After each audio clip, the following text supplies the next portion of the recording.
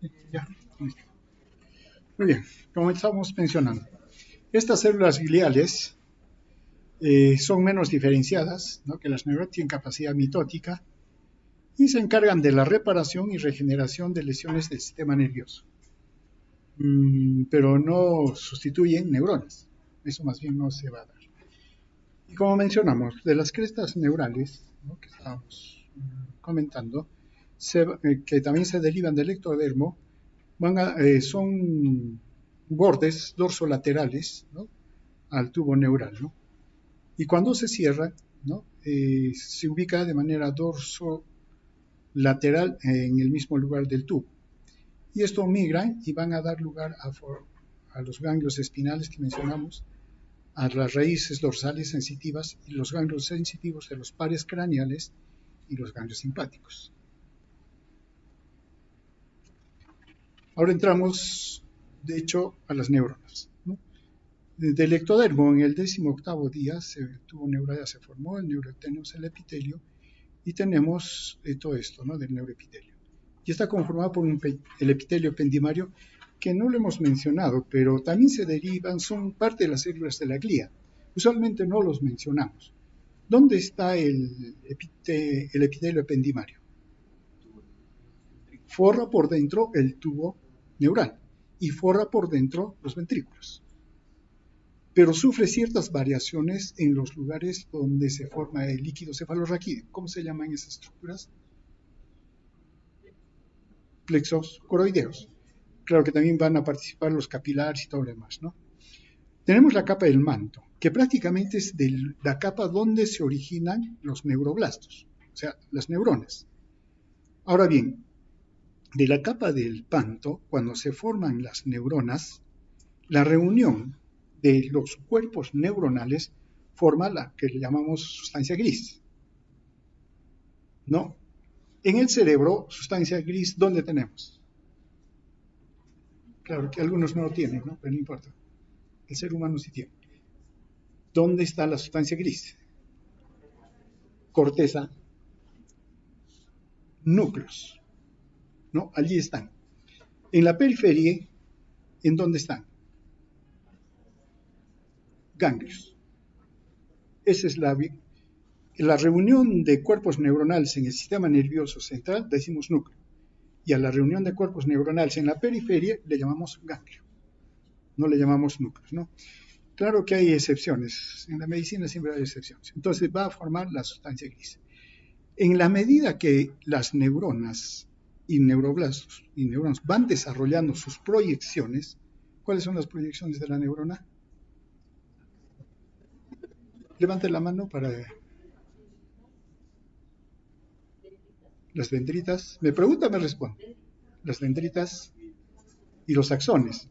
Entonces van a formar esas proyecciones y van a dar lugar a lo que se llama la capa marginal. Y esto luego son las proyecciones, ¿no? Y eso va a dar lugar a la sustancia blanca. Pero también depende. Las proyecciones, los axones, pueden ser de dos tipos, por estructura. ¿Cuáles son?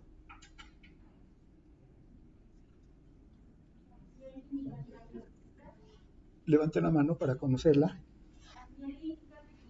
Las que están mielinizadas, mielínicas, y las que no tienen mielina, son las amielínicas. Las dendritas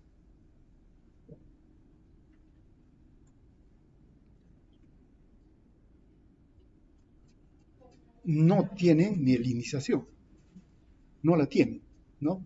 Eso ya lo vamos a ver en detalle más adelante. Entonces, eso para... Y bueno, entonces, las proyecciones en buena cuenta formarían la sustancia blanca, ¿no? Ahora bien, luego están los glioblastos con todo lo que hemos mencionado anteriormente. Ahora bien, como mencionamos, de la sustancia gris en los hemisferios cerebrales está la corteza, el cuerpo estriado y el diencéfalo, allí se encuentra. En el cerebelo, la corteza cerebelosa y los núcleos cerebrales de cerebelo. En el tronco encefálico están los núcleos sensitivos y motores, ¿no? Y que pueden ser tanto somáticos, pero también están los viscerales. ¿Listo? Y en la médula espinal son las astas anterior, astas posteriores y en algún nivel las astas laterales. Las astas anteriores en relación aquí está. ¿Cuál es su función?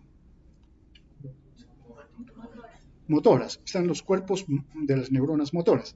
Mientras que en las astas posteriores son sensitivas. Ahí llegan las proyecciones nerviosas periféricas. Y las laterales, autónoma. ¿Qué nivel de médula? El señor que de allá, el señor de lente. ¿Qué nivel? No, quiero solo el nivel, los extremos, nada más. ¿Dónde es posible encontrar un asta lateral?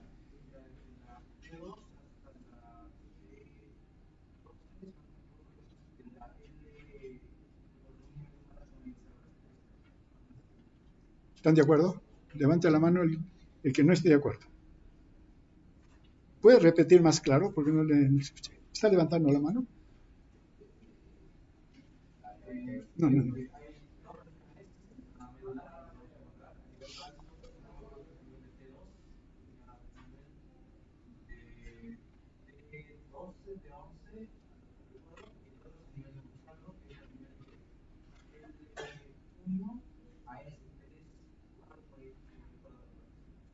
¿Ya entendido? ¿Me lo puede aclarar?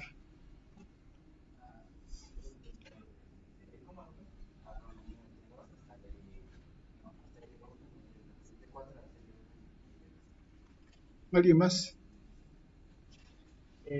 Varios los segmentos medulares, todos los parásitos, el T1 T12 y los segmentos sacros de S2 a S4. ¿Están de acuerdo? ¿Están de acuerdo o no están de acuerdo? Es clave acordarse de eso, ¿no? Porque una lesión de médula, por ejemplo, puede comprometer. Si no hay gastos laterales, entonces como que ahí no habría problema. Hay problemas, pero no. Pero si está a ese nivel, sí, también podemos tener algunos problemas viscerales. Ya, ¿cómo es? Quiero el nivel nada más de las astas laterales, porque no están a todo lo largo de la médula, como es el caso de las astas anteriores y posteriores, que se sí están a todo lo largo, ¿no? Están consultando con Google.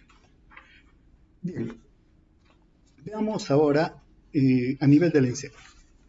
Mencionamos que la vesícula primitiva es el prosencéfalo, es la primera que se forma, y esta se va a diferenciar en el telencéfalo o cerebro anterior o definitivo y el diencéfalo, que es cerebro intermedio o diencéfalo o tálamo-encéfalo. El prosencéfalo también se le llama cerebro anterior, ¿no? Mientras que el telencéfalo es cerebro anterior definitivo. Y a veces nos enredamos en estos términos, pero mejor utilicemos prosencéfalo o telencéfalo para diferenciarnos, ¿no? Y tenemos el diencéfalo. Ahora, del telencéfalo hay dos aspectos que hay que considerar: la corteza o el palio y el cuerpo estriado. Son dos. Ahora bien, de la corteza o palio, usualmente, claro, tenemos un concepto de la corteza. ¿Y que está formado por cuántas capas? Si no saben, por lo menos lean. 6 capas. Pero eso corresponde a la isocorteza, que es la corteza de última aparición, de última evolución. Más antes de ella está la alocorteza, que es más bien una corteza de 3 capas. Es mucho más antigua.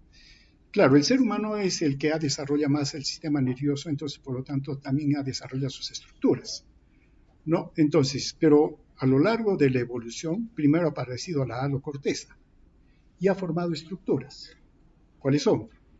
El arquipalio o archicórtex, que así le llamamos, y el paleopalio o paleocórtex. Estas dan lugar a ciertas estructuras que aún tenemos en el cerebro. El hipocampo, ¿se acuerdan del hipocampo?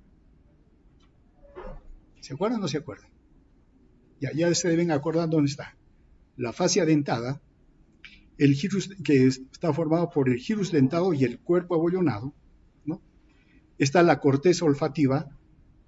¿Cómo se llama todo lo que es el sistema olfativo en los mamíferos? Porque eso pertenece a sobre todo los mamíferos, aunque no es potestad solo de los mamíferos, los reptiles también lo tienen. Pero ya pues, como nosotros pertenecemos a los mamíferos, nos referimos a ellos. El perro y el gato, por ejemplo, ¿Tiene una capacidad olfativa superior a nosotros? Sí, nosotros también. ¿Cómo se llama ese órgano? Que está relacionado con el olfato.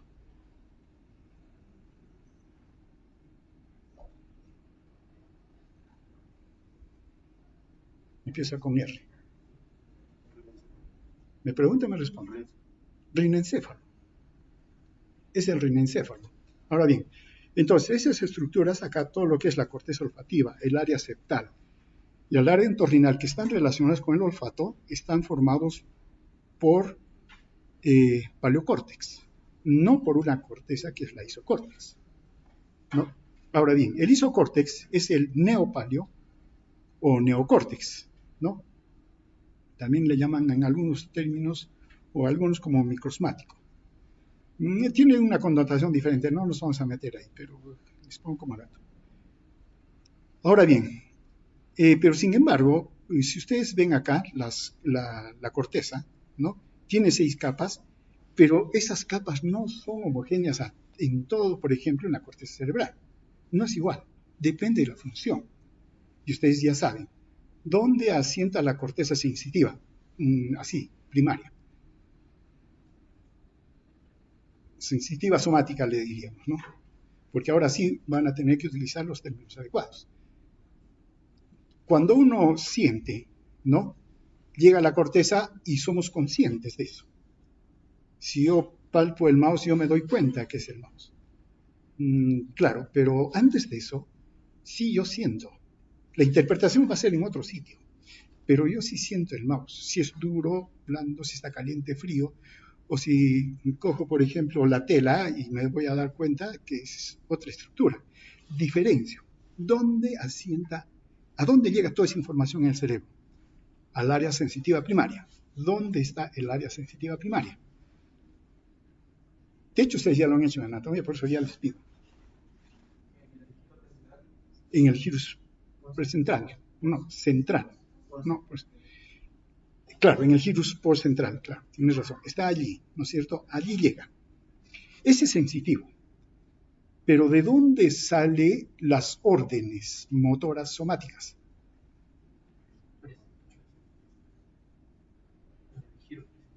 El gyrus precentral o anterior. Claro, después ya lo vamos a ver. De ahí sale.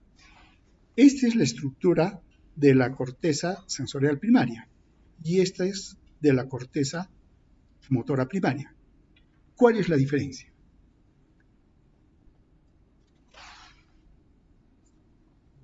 Los dos tienen 6 capas, pero hay diferencia. Claro, los de al final se la pierden, no ven, pero los de adelante sí ven. ¿Hay diferencia o no hay diferencia? Si hablamos las capas, las 6, miren, en la área sensitiva, las capas, por lo menos así, la 3, la 4, son mayores, mientras que en la motora, la sexta, la quinta, son mayores. Hay diferencia. O sea, la corteza cerebral no es homogénea a lo largo, depende de la función que cumple. Y en medio tenemos la corteza de asociación, que también, bueno, más o menos, ¿no? Como que está en medio de los dos. Y usualmente es la que utilizamos como una muestra para cuando hablamos de las 6 capas. Pero estamos hablando de la corteza de asociación, ¿no? Entonces hay que tomar en cuenta. Entonces, hay diferencias, ¿no?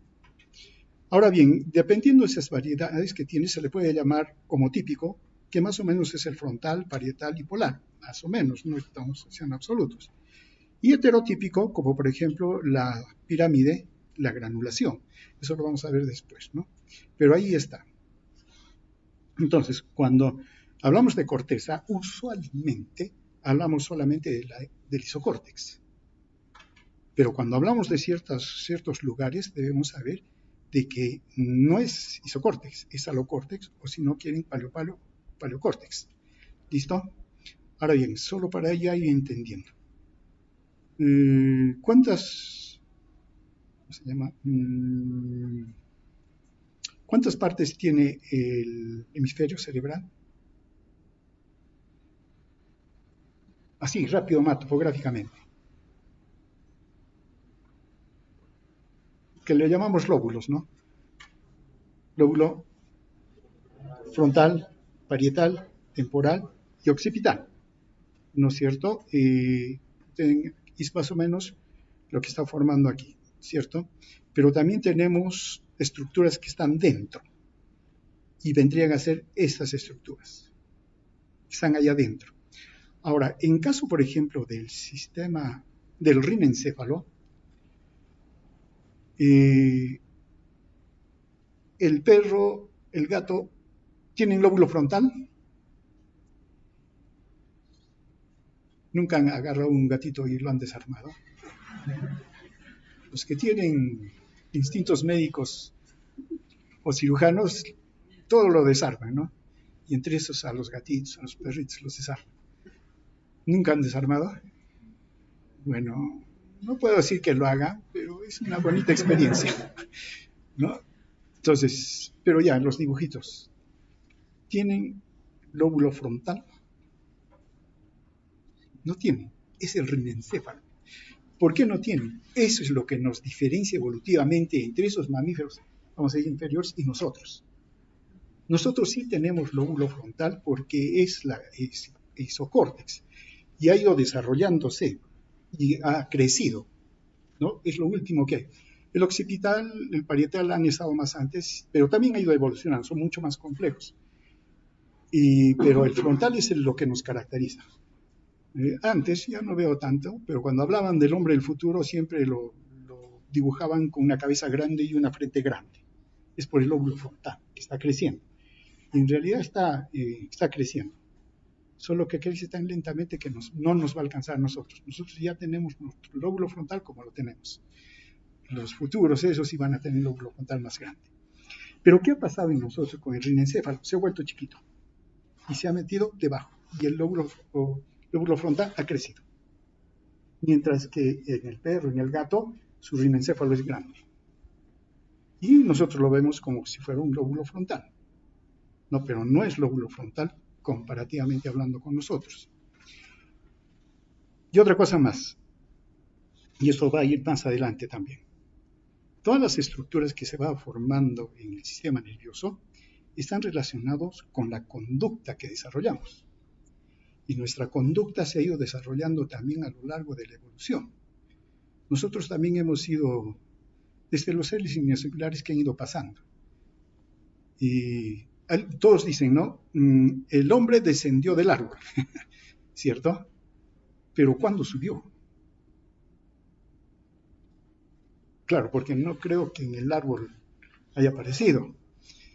¿Ha descendido del árbol? Ya, sí, de acuerdo. Pero ¿en qué momento subió? ¿Y quién subió? No subió el hombre. Subió un antecesor de él. ¿Cuál? Un animalito muy semejante a la zarigüeya. Muy semejante. En buena cuenta, la zarigüeya viene a ser también nuestro pariente lejano, sí, porque tenemos el mismo origen. Se subió al árbol el ancestro, y hubo la diferenciación. Y cuando ya estuvo, digamos, el hombre más o menos esposado, recién baja. Nuestro pariente de ese entonces, la zarigüeya, se quedó todavía allá, ¿no? Entonces hemos ido adquiriendo conductas a lo largo de la evolución.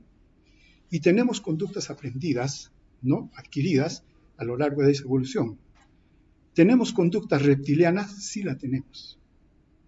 Y los reptiles, acuérdense, son una variedad, pero antes de ellos estaban los dinosaurios han dado lugar también a las aves. Vamos por ahí también con ellas. Tenemos conductas de los reptiles, tenemos conducta de los mamíferos inferiores y tenemos nuestra propia conducta. ¿Eso a qué se debe? A que han evolucionado nuestras estructuras. Si no hubieran evolucionado esas estructuras, estaríamos tal como ellos y a ese nivel. Después vamos a ver por qué se desarrolló. Listo, muy bien. Esto para no perder la idea de que si bien estamos hablando de corteza, no tiene que ver nada con las otras estructuras. No, sí tiene que ver también. El cuerpo estriado muchas veces le llamamos ganglios basales y está formado por el núcleo caudado, núcleo lenticular y el antemuro o claustro. ¿Cuál es la función del núcleo caudado y del núcleo lenticular? ¿Y dónde están?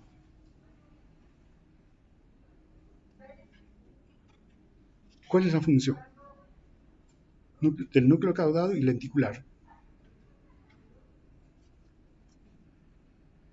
Por algo está, ¿no es cierto? Toda estructura que hay en cualquier parte del organismo, hasta la uña, tiene su función y está ahí porque se necesita para cumplir esa función. Si no, no existe. No tenemos cuernos, porque no los necesitamos. Pues. Si necesitamos, tendríamos cuernos. No digo más nada.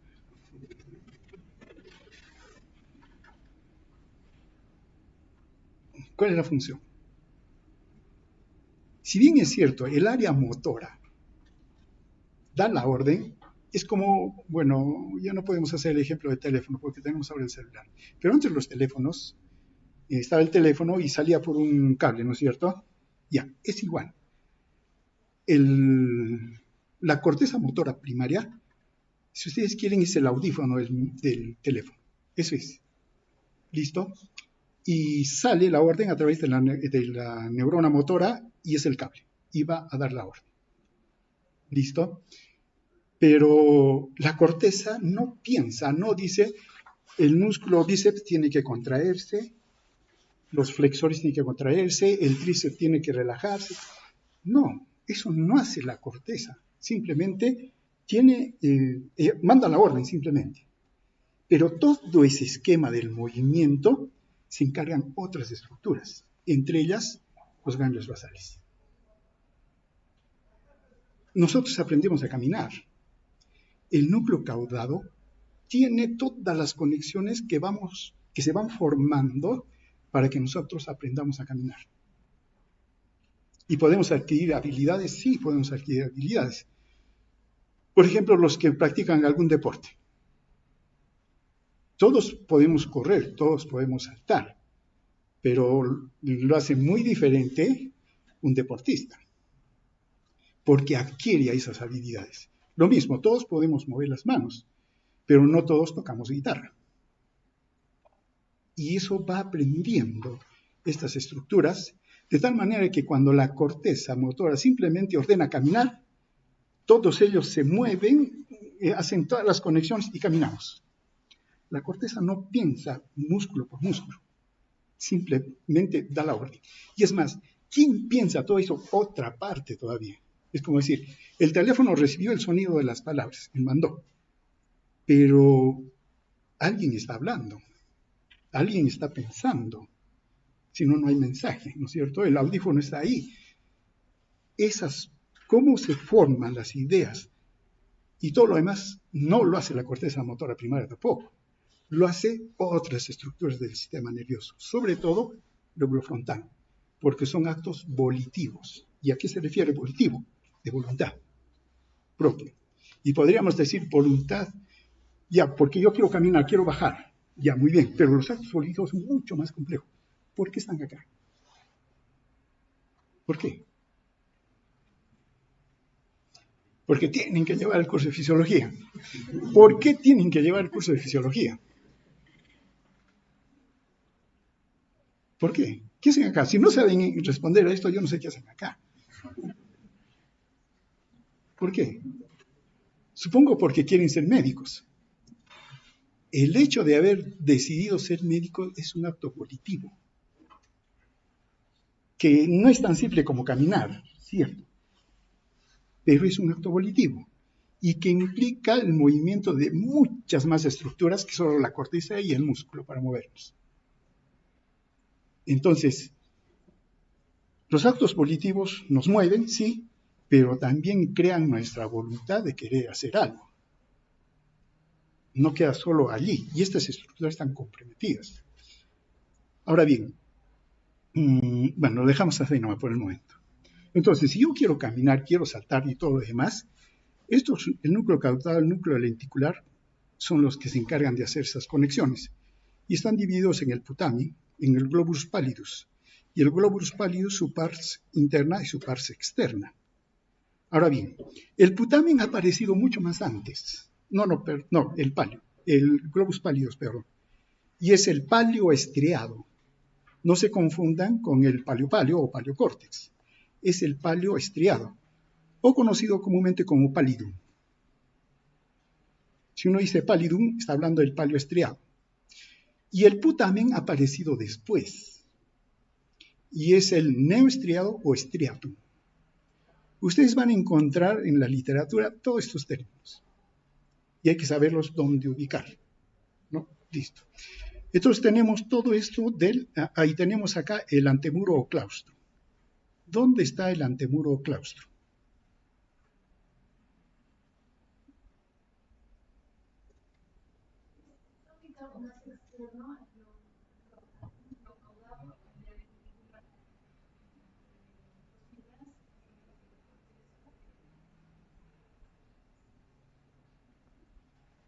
Va por ahí, va por ahí. Pero ya. Pero hay otra manera de ubicarlo más fácilmente.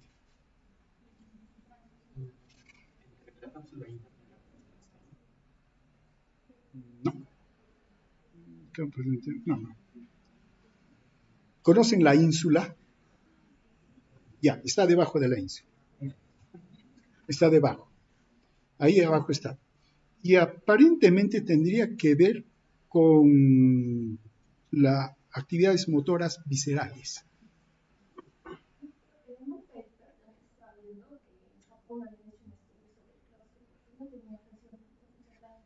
Uh-huh.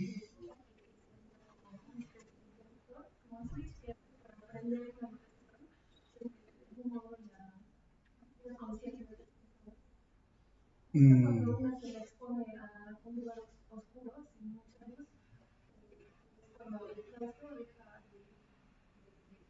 ¿Funcionar?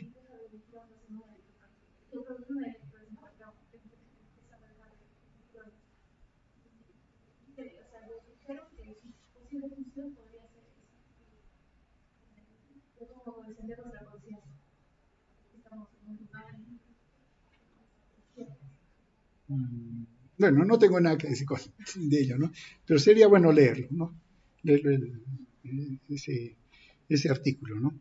Pero lo que más o menos se esboza es que estaría relacionado con la función vegetativa, ¿no? Más tampoco no hay certeza, ¿no? Como dices, es algo que está todavía en estudio. Bien, ahora del diencéfalo ya es más directo, ¿no? O también considerado como el tálamo encéfalo. ¿Por qué? Porque están ahí todas las estructuras que están con el nombre de tálamo. Está el tálamo óptico, el hipotálamo, el epitálamo y el subtálamo. Todos los tálamos, ¿no? ¿Cuál es la función del tálamo?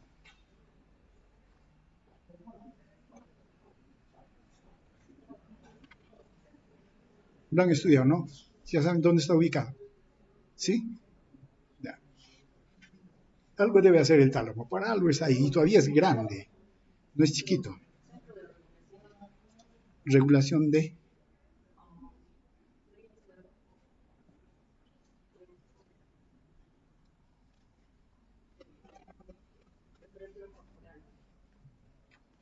No, no tendría que ver mucho. No, es que en el sistema nervioso, y como dice su compañera, no podemos así ser exactos. Sabe que el tálamo no tiene que ver nada con la alimentación. Eso es verdad. Pero por ahí puede estar surgiendo una idea. Pero bueno, nos vamos por los conceptos generales, ¿no? ¿El tálamo qué tiene que ver? ¿Con qué tiene que ver? Centro, del centro de relevo del sistema sensitivo. Todas las sensaciones que tenemos ya suben por su vía, inclusive de la cara, todo, van al tálamo, ¿no? Y el tálamo lo proyecta a la corteza. Pero no solamente se queda allí. Cuando nosotros nos movemos, nosotros nos damos cuenta dónde estamos y todo lo demás. Estamos sintiendo, percibimos, ¿no? Todo ello.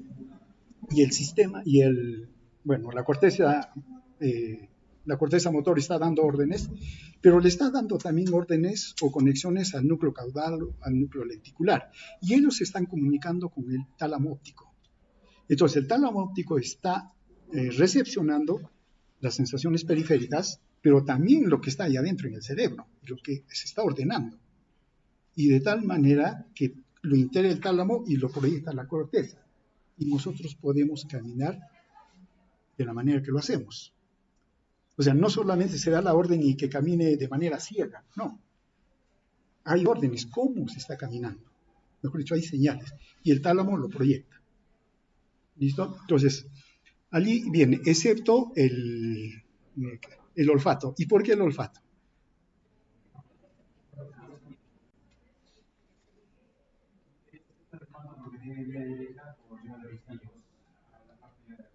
Tiene toda la vía, ¿no es cierto? Claro. Pero en algún momento se integran los dos.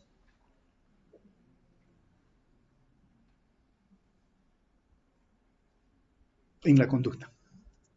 Veamos.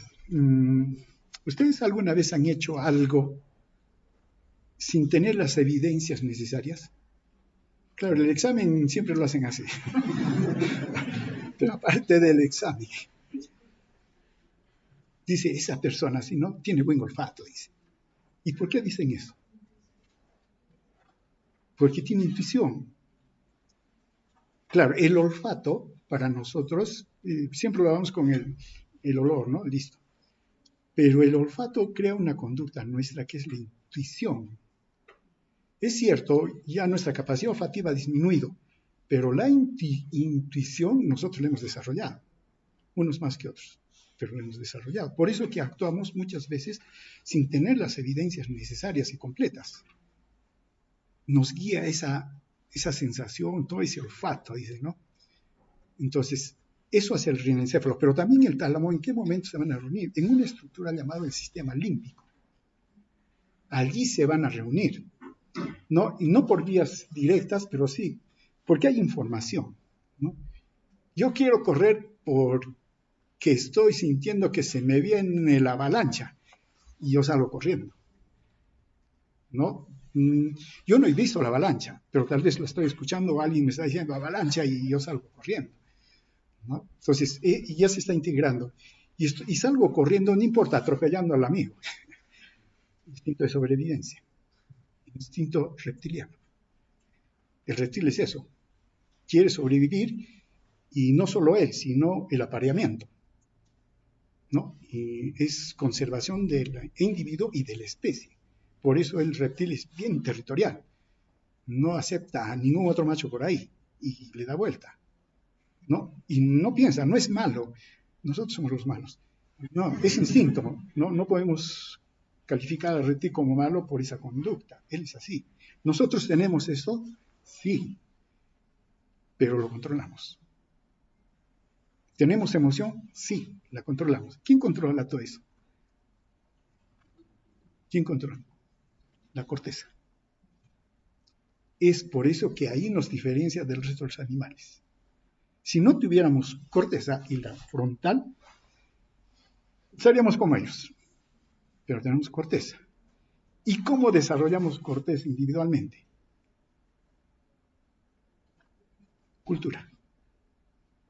Cultura. ¿Por qué quieren ser médicos? ¿Acaso en la escala animal hay un médico? La sociedad ha creado el médico, todo eso. La ciencia, lo que hemos producido, lo que va en la humanidad produciendo, no es por evolución, que sí los animales han hecho. Nosotros lo hacemos por cultura. Y por cultura nos educamos, nos formamos. Son religiosos, creen en Dios. Ese concepto les hace modular su conducta. Este me ha engañado, yo lo mato. Pero no, pues mi religión me dice que no tengo que matar. Pero ahí se impone la corteza, porque la corteza se forma y graba esos conocimientos que por cultura los vamos desarrollando. Si no, lo matamos nomás. Y eso es el reptil. Se metió en su territorio, lo mata, no pasa nada. No tiene corteza. No ha ido a la iglesia, así que no le vamos a echar la culpa. Entonces, se dan cuenta, hay esos niveles. Ahora bien, estamos hablando del tálamo. El tálamo está comprometido, entonces, por lo pronto, en una vía de relevo, todo lo que es sensitivo, pero también integra señales colaterales que vienen digamos, que están dando órdenes motoras, ¿no? Está el hipotálamo. El hipotálamo sí es bien conocido. ¿Cuál es su función básica del hipotálamo?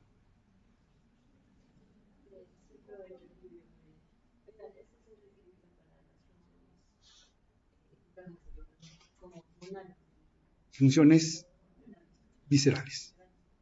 Funciones viscerales, ¿no? Claro que es interno. La corteza no se ocupa de controlar la temperatura, si tenemos hambre o no hambre, a pesar que sí es consciente para nosotros. Pero no se preocupa. Si la glucosa baja, sentimos hambre. ¿Pero quién detecta eso? ¿La corteza? No. ¿Quién lo hace? El hipotálamo.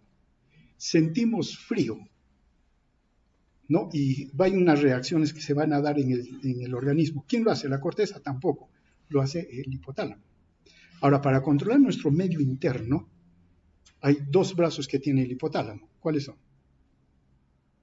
Uno es rápido y el otro es lento, progresivo. Utiliza dos brazos y así nos mantenemos como, digamos, en homeostasis. Eso forma parte de un brazo.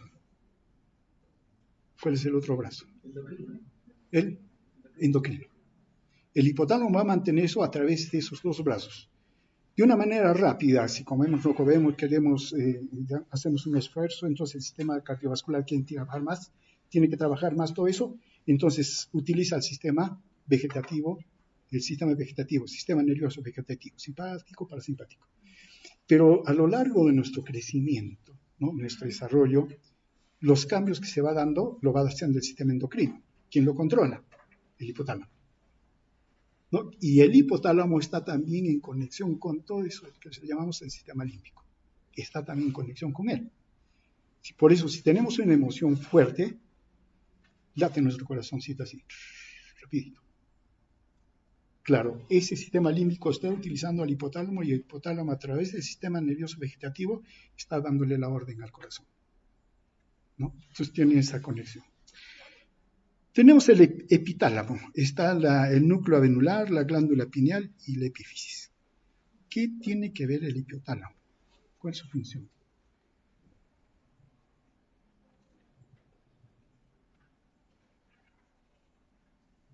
¿Saben dónde está, no es cierto? ¿Han visto un cerebro así? Sí, ¿no? Sí, en anatomía debe haber un cerebrito. ¿Qué tiene que ver el epitálamo? El núcleo avenular, la glándula pineal, la epífisis. Pero esta epífisis no es de huesos. Epi superior, ¿no? O sea, encima. Nosotros somos animales diurnos. Nuestras actividades lo hacemos de día, porque estamos acostumbrados a la luz. Por eso la visión para nosotros es muy importante, es uno de nuestros sentidos muy importantes, y todo lo hacemos en base a la luz, ¿no? Y tenemos un ciclo circadiano. En el día hacemos todas nuestras actividades y en la noche dormimos. ¿Y eso qué implica? Cambios en el comportamiento y en el organismo. Eso significa. Pero alguien tiene que estar atento, ¿no? A la luz y todo eso para que se dé ese ciclo. Entonces, ¿quién capta la luz? ¿Quién da esa información? El epitálamo. Le da información al hipotálamo, a la corteza y a todo lo demás para que nosotros tengamos esa conducta. De día hay que trabajar, de noche hay que descansar.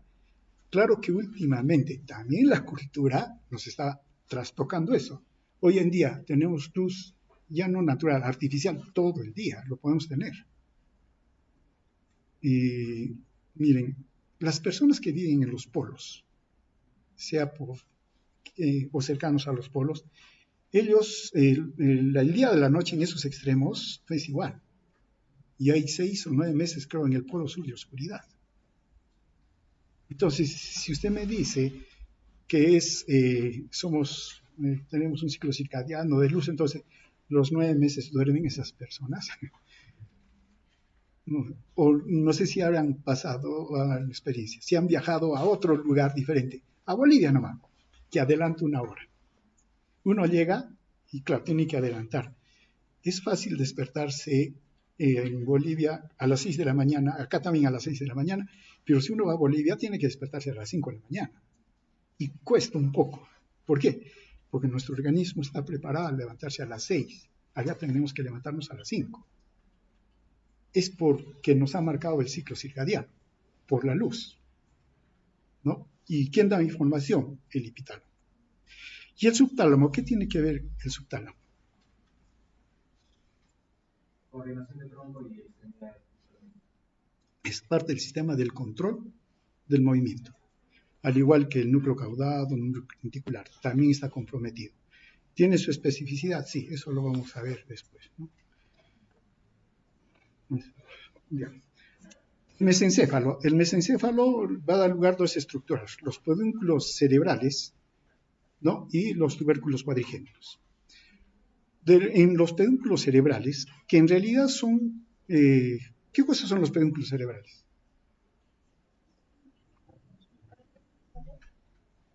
¿Qué son los pedúnculos cerebrales?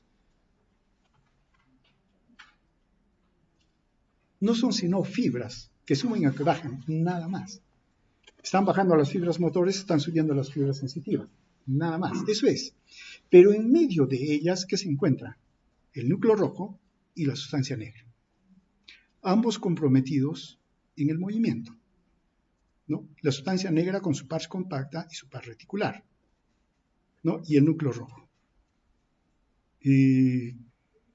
Veamos. El estar quietos, así quietos, no es una actividad pasiva para el sistema nervioso, es activa. Porque hay estructuras que están comprometidas en que estemos quietos. Claro, para nosotros es descanso, estamos parados, tranquilos. Pero esta posición de no hacer nada es también como que alguien está ordenando.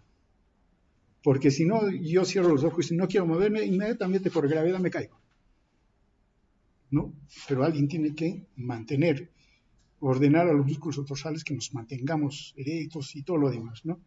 Entonces, todo eso. Ahora, cuando uno levanta la mano, cuando uno va a manejar o siempre mover la mano para hacer una maniobra, la corteza ha ordenado que se haga eso, pero toda esta parte tiene que adecuarse. La corteza no lo adecua. ¿Quién lo adecua? Esta parte, la cintura escapular que le llamamos, y la cintura pelviana también. Claro que en la cintura pelviana interviene. En los animales cuadrúpedos sí interviene el núcleo rojo en la cintura escapular, pero en nosotros ya no interviene ahí. Solo interviene en la cintura escapular. Acá nada más. Todo esto lo controla el núcleo rojo. Él lo controla. Entonces uno puede escribir, pero ya se modifica, ¿no? Más bien los núcleos vestibulares son los que van a ver con el dorso. Entonces uno se mueve, ¿no? Y la corteza solo está hecho que nada más, es lo único que ordena. Todo lo otro, las otras estructuras lo han coordinado, ¿no? Y ahí está involucrado el núcleo rojo, la sustancia negra también, que tiene que ver con el control del movimiento, pero ¿cuándo se manifiesta la función de la sustancia negra? ¿En qué enfermedad? El Parkinson. Es que ya no hay sustancia negra y entonces empiezan a aparecer los movimientos o los temblores, en reposo o en actividad. En reposo. Ustedes van en una persona que tiene Parkinson, si está quietecita, se ven sus manitos, o si no, la quijadita, ¿no? Pero si se pone a mover, desaparece el temblor. Es diferente al temblor cerebeloso. El temblor cerebeloso aparece con el movimiento, pero cuando está quieto, no hay temblor. Eso hace rápidamente una diferencia, ¿no? Tenemos los tubérculos cuadrigémenos, los superiores y los inferiores. Los superiores, que están conectados con el cuerpo geniculado, que es parte del tálamo, tiene que ver con los reflejos visuales. Reflejos visuales, ¿no? Y si uno se cae, ¿no? Se está cayendo, inmediatamente la vista busca un punto de apoyo, o de referencia, no apoyo, de referencia. Y después de ubicar ese punto de referencia, todo el organismo hace la reacción. Sí, y eso no sé si les ha pasado, si han dado cuenta. Por eso si uno se va a caer hacia atrás, es lo peor que nos puede pasar, porque no podemos encontrar un punto de referencia. Si nos vamos hacia adelante es rápido, no es esto, también por reflejo, pero hacia atrás, sí, porque tendríamos que voltearnos, buscar el punto de referencia y recién nos demoramos más, ¿no? Entonces, los tubérculos cuadrigémenos superiores tienen que ver con los reflejos visuales. Los inferiores más bien tienen que ir con la vía auditiva. Y está también en conexión con los cuerpos geniculares más mediales o internos. Esos sí son vía auditiva, ¿no? Pero bueno, entonces los superiores involucrados en la visión y los inferiores vía auditiva. Del romboencéfalo tenemos el metencéfalo y el mielencéfalo. El metencéfalo, la parte anterior, la protuberancia. ¿Qué es la protuberancia? ¿Para qué sirve la protuberancia?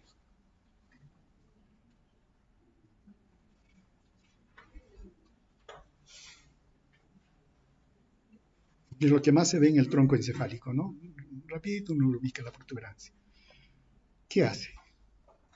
¿Para qué sirve? Para preguntarles en el examen, claro.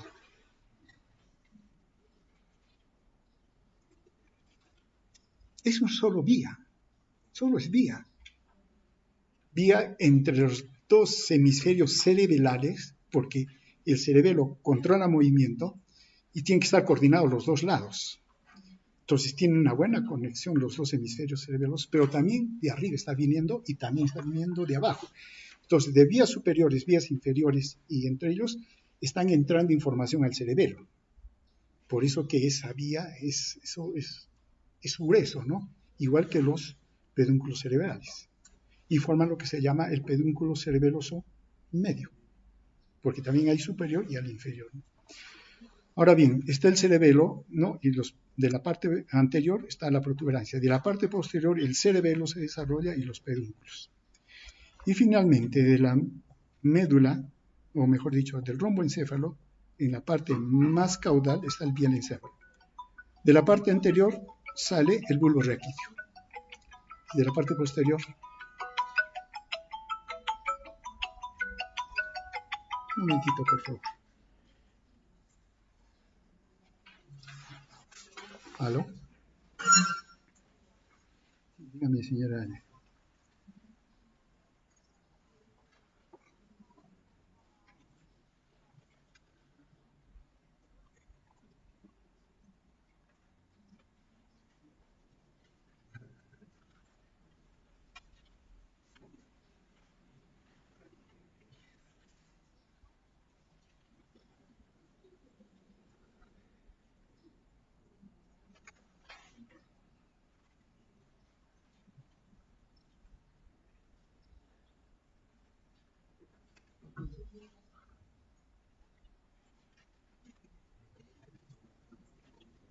Ya, sí.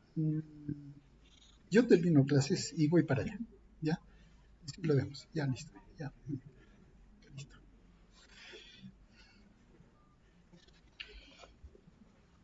Ahora bien,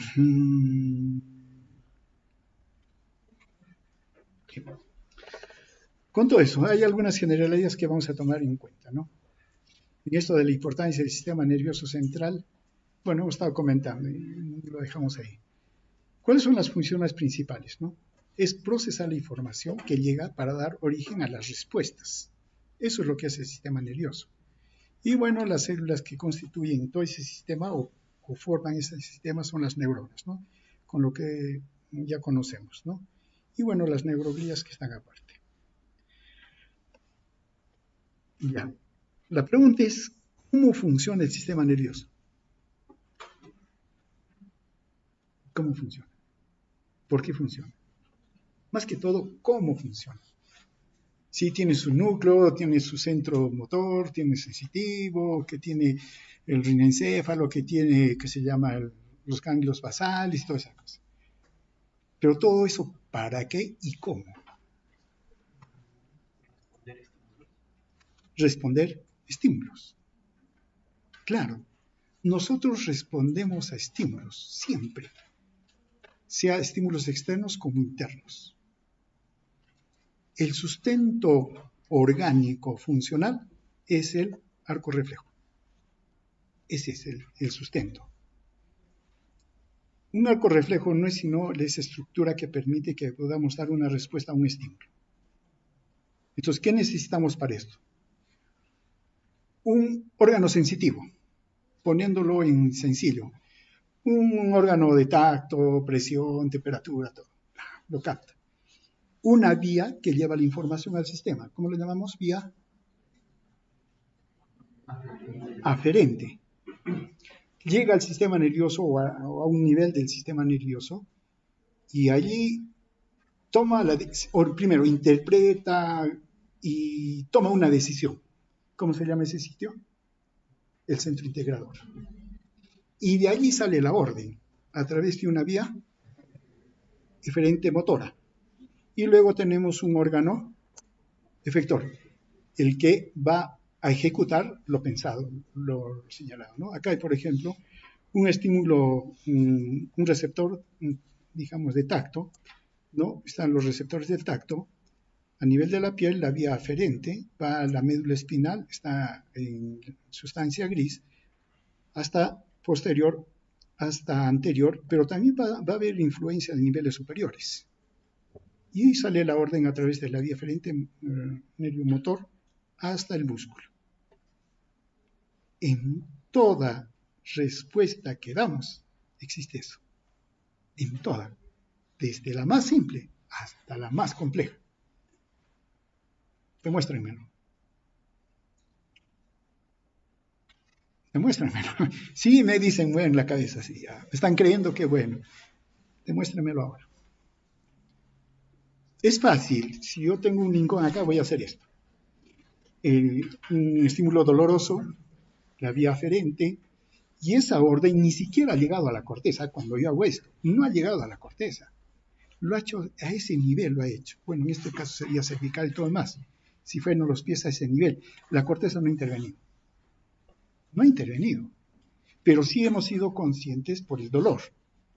Eso sí hemos sido, o sea, en buena cuenta nos han avisado, ¿no? Pero la reacción no ha intervenido en la corteza. Lo han hecho estos niveles. Listo, entonces eso es fácil. Por eso acá nos ponen este ejemplito y siempre lo ponen, ¿no? Pero nosotros solo hacemos eso. Les vuelvo a preguntar, ¿por qué están acá?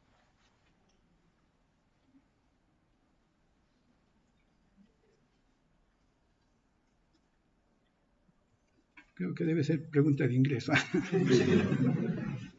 Y respóndame, ¿por qué están acá? Ya quieren ser médicos. Eso es un estímulo.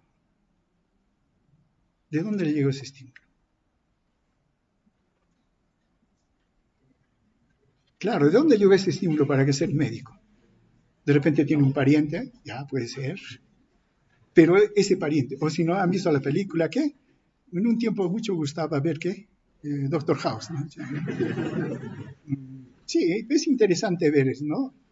Claro que hay cositas que uno ve, pero es interesante, ¿no? Ya, Doctor House han visto. ¿Qué más? De repente una experiencia que les ha tocado mal de repente y claro, dicen, no, yo por esto voy a tratar de solucionar una actitud buena, ¿no? Entonces yo voy a ser médico, ¿no? También pasa, ¿no? Entonces miren, todos son esos estímulos, cada uno tiene, y los captamos, sí, visual, auditivo, ¿no? Y todo lo demás. Y eso pasa, ¿a dónde? Ya no a la médula, sino al cerebro, al encéfalo. Y ahí la cosa es bien compleja, porque el encéfalo está recibiendo no solo esa noticia del ser médico, ¿no? También está recibiendo, o mejor dicho, hay instintos propios. ¿Tenemos instinto de conservación? Sí, pero como instinto de conservación me bastaría conseguir comida y abrigo y tener mi cueva. ¿Para qué quiero más? Ahí si por ahí hay la pareja, ya, pues reproducción. No más. Y eso es en los reptiles. Pero ¿por qué nosotros no hacemos eso? Porque ya, pues no nos contenamos con la cueva. La ropa que tenemos no es un cuero, ¿no es cierto? La moda y todo eso. O sea, hay otros estímulos y esos se van integrando. Ser médico, ¿qué significa? Que voy a tener mi casita, voy a tener mi familia bonita, y mi carrito y todo lo demás. Que en lo básico está, pues, necesito alimentarme, necesito abrigarme y todo lo demás, ¿no? Hasta la reproducción, está ahí. solo que ya le hemos dado otra interpretación. Tenemos otros estímulos. Eso lo integra el encéfalo y como quiero ser médico, lo integra. ¿Me gusta o no me gusta? Sí me gusta, sí me gusta. O porque ellos dicen, no, no me gusta, yo no quiero ser médico. Y toma la decisión. Y toma la decisión entonces que tienen que estudiar, tienen que venir a dar su examen y soportar todos 7 años, por lo menos, de esfuerzo que tienen que hacer, porque su voluntad los manda. Tengo que ir, tengo que estudiar. ¿Se dan cuenta? Es mucho más complejo, tanto el estímulo es más complejo, la integración que se da también es compleja y las respuestas que estamos dando también son complejas. No es simplemente retirar el dedito. Entonces, así funciona todo el sistema nervioso. Pero yo nunca he visto a un médico, puede que sí, pero en su interior tiene el instinto de querer, de tener, claro, comida, alimentación, pero en las mejores condiciones. ¿Por qué? Porque ha crecido en la ciudad, por decir, ¿no? Y donde ahí está la casita, el departamento, todo. Y eso quiere. ¿Cómo lo puedo obtener? Me han dicho que aquí, siendo médico puedo obtenerlo. Ya, quiero ser médico. ¿Se dan cuenta?